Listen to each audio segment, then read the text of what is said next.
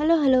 ঠাইখিনি বাৰু অকণমান নতুনটো লাগিছেনে আপোনালোকে যিহেতু সকলোৱে গম পাইছে যে মই এডোখৰ নতুন ঠাইলৈ শ্বিফ্ট হৈছোঁ, তো ব্লগবোৰ এতিয়াৰ পৰা আপোনালোকে ইয়াতেই পাই থাকিব।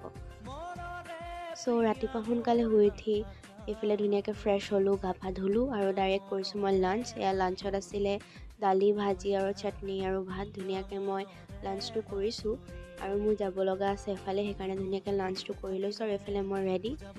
আৰু দেখিছেই নহয়, যেতিয়াৰ পৰা মই এই ঠাইখিনিলৈ আহিছোঁ নহয়, একচুৱেলি মই আছোঁহি গুৱাহাটীত আৰু এই ঠাইখিনিলৈ অহাৰ পৰা মই বৰষুণ পায়ে আছোঁ নন ষ্টপ মানে।